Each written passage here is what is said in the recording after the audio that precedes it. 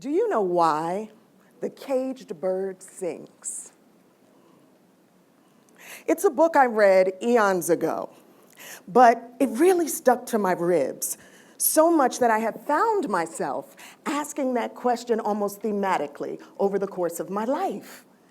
And I've come to believe it's because even when the world clips its wings, locks its doors, and tells us silence, that the soul still aches to rise and be heard. And the song is not just one about freedom. It's about audacity. It's about resilience. It's about defiance. Maybe that's why I have been singing my whole life, even though I break mirrors. I cannot sing.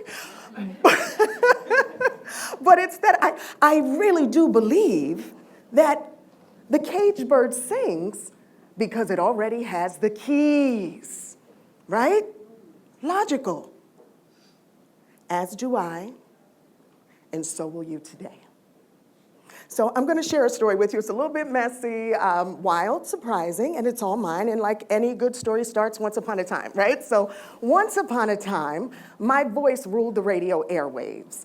I was a voice that woke people up in the morning, had them laughing in the mirror as they drove through traffic, and even made them feel seen as they spilled that cup of coffee in their lap. I was in my element. It was Biggie, Pac, keep rising to the top. Thank you. You could say, and let the beat drop. Okay, I'm just going to forgive you on that one. But we're still family. We're still family. I did. I was in my element. It was my dream job. Back when I was a maid, I used to dream of being on the radio. And I was folks' friends in their head. Until one day, the rules changed. I did not get the memo. It was digital disruption, downsizing, budget cuts, consolidation. Monday, I walked in number one. Tuesday, I got pink slipped, just like everybody else. See, this is why we cannot define ourselves through our resumes, bank accounts, or accolades. We cannot, because if we get lost in that identity, we lose ourselves when we lose the job, when we lose the career, yes? So here I am standing outside of that building, looking up at the window on the 41st floor where I used to broadcast from, still the echo of the broadcast ringing in my ears, and I found myself asking that gut, soul-splitting question. Who am I without this? It's gotta be about more. It has to be about the amount of lives that we touch during our brief time here. Yes?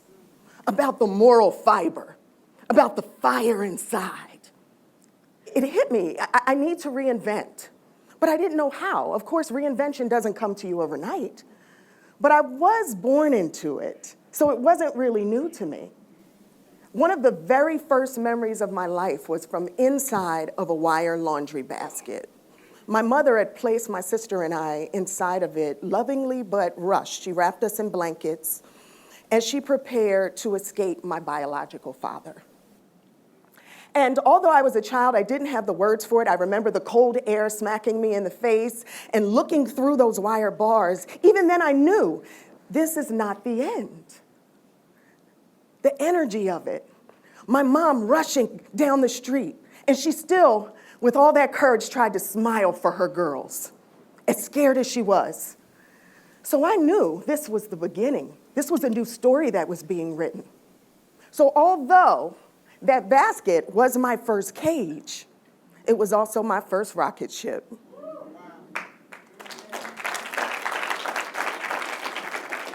What it did was plant a seed.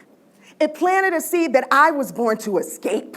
I was born to rebuild. I was born to rise.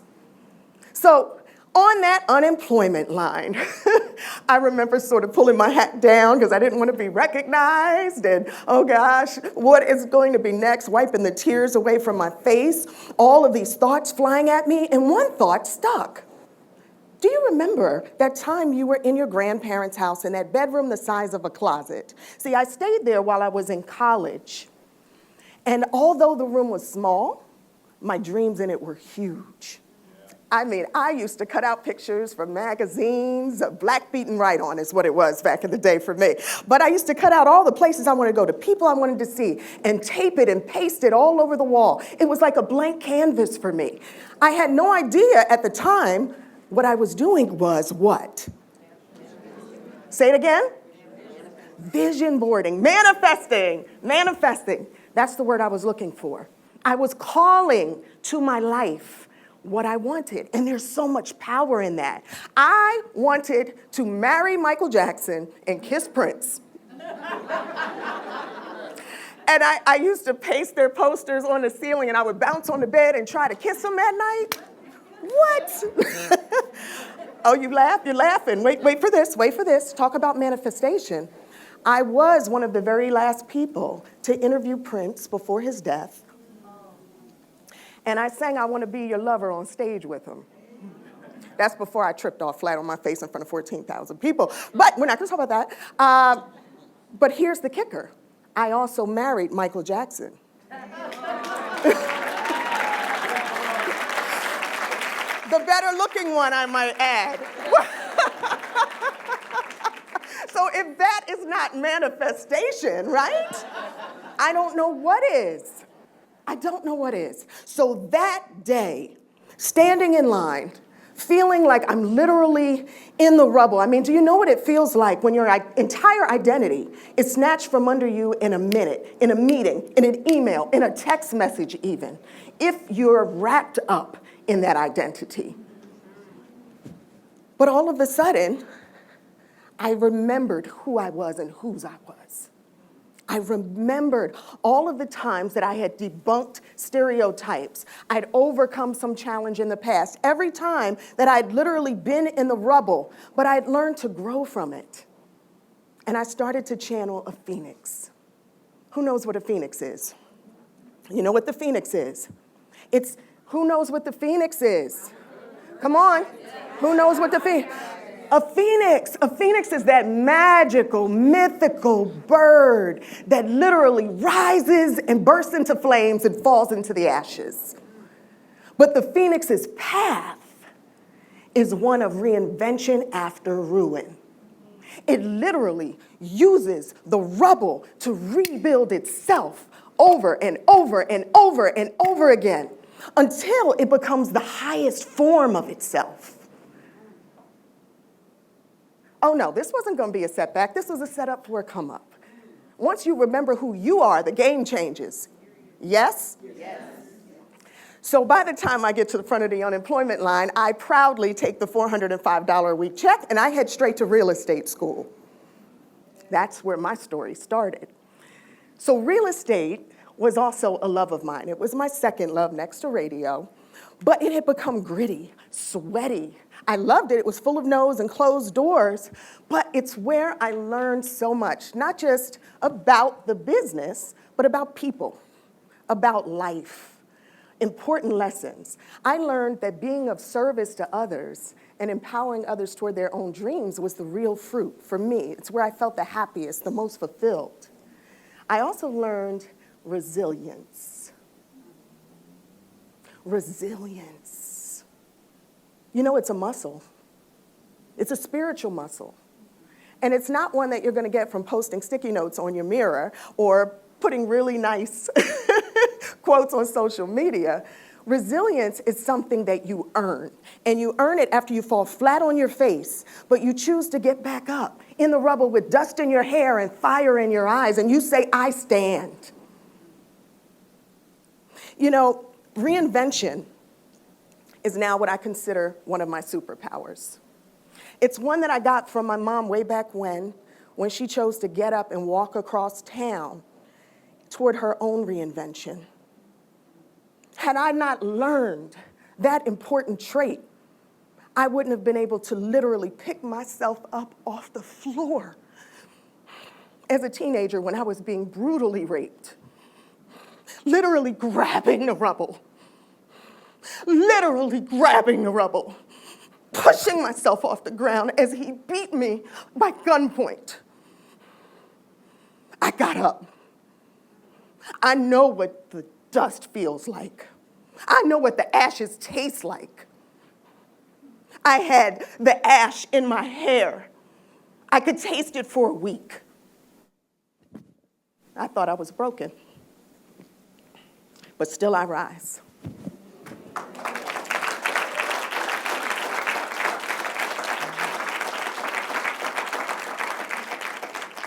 And it is because of that audacity that I went on to become the first of many things.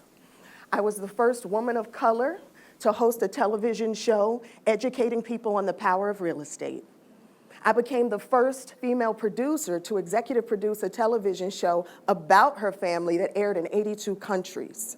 I wrote a book, even through postpartum depression, that went on to become the top-selling book in its genre and be nominated for an NAACP Image Award.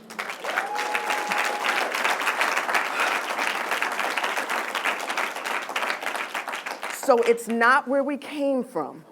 It's not what we came from. It's not how we got there. It's not what happened to us on the way. It's that we keep going. We keep rising. We lean into it. We let it stretch us. And then we use the keys that we already have to unlock the cage. Are you ready to unlock the cage? Are we ready to unlock the cage? Key number 1. Accept the burn. The reality is we can never go back to what it was and who we were before the rupture. So why try? It's gonna hurt, it's gonna bleed. But guess what? That's how you know you're human. It's also how you know that you're meant to heal. And so think about it. What is it that you can never go back to? What is no longer sustainable? Is it your mental health? Is it a relationship? Is it a career? Is it a business? What is that rupture? Name it, feel it, and then release it. Key number 2, sit in the ashes. It's very easy to want to fill space, especially when you're hurt, especially when you feel broken. But this is not a place of weakness. This is a space of healing, and it's sacred. It's going to be silent. Sit in that silence for a while. Because right here is where we recognize, okay, I am not who I once was, but I'm not yet who I'm becoming either. And soon enough, you won't even want that which you wished for once upon a time. You won't even need that which you thought you couldn't live without. Key number 3, clear the rubble. Make space for your becoming. Anything that is no longer serving you has got to go in this space, and it's going to require discipline. So maybe that's a soul contract. What is it? It's a relationship. Sometimes it's people around us who are vampiric with their energy. They drain us, don't they? How many of you right now, raise your hand if you know what I'm talking about? They've got to go because they cannot go towards your next. So release it. And see, here's the thing. Evolution is not abandoning who we were. It's about honoring who we were meant to become. So we want to clear space. Someone said, cut your hair. If that's what you need to do, cut your hair. I'm going to keep my curls. Clean the house. If you need to go on a trip, whatever it is that you need to do, but we've got to clean the energy both literally and figuratively. Fair? Key number 4, build back better. This is the becoming.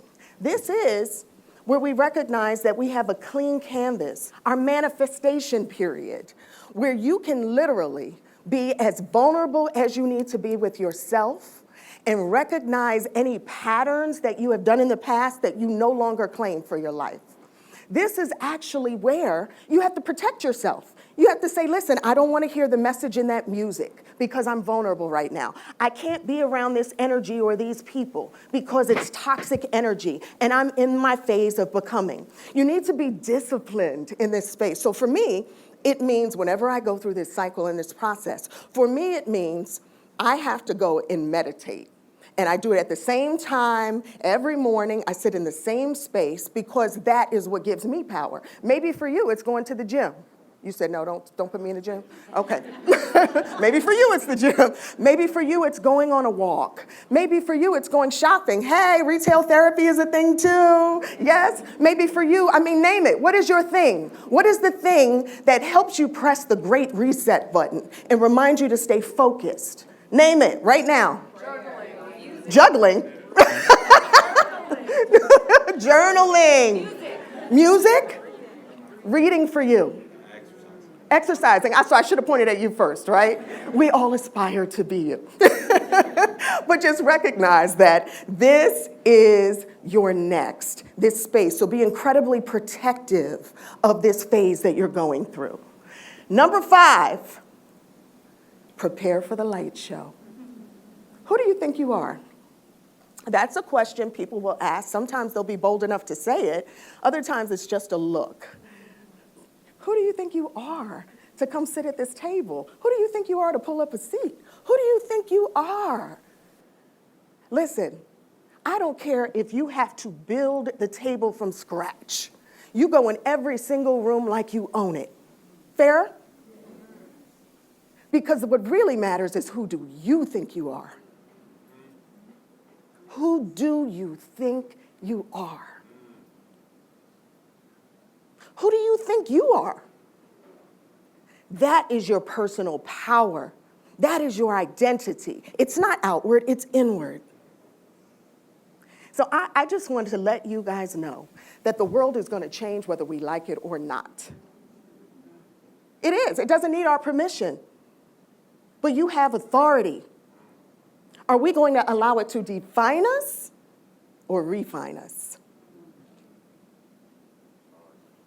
Because the world does not need us to play small. It needs us to be boldly, wildly, audaciously ourselves. And to step into our personal power. You can't take my power. You can put my face in the dust, in the ashes, in the sand, but you cannot take my power. Say, you cannot take my power.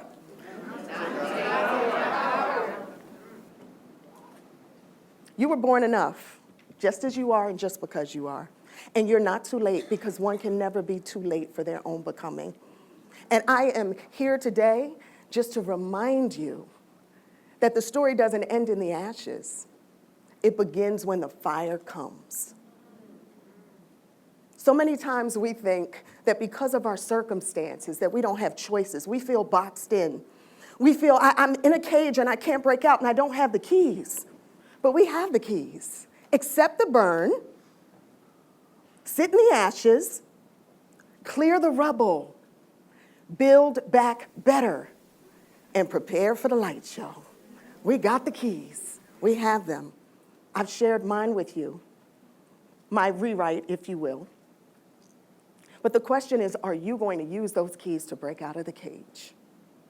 Are you going to use those keys and rise? Just asking.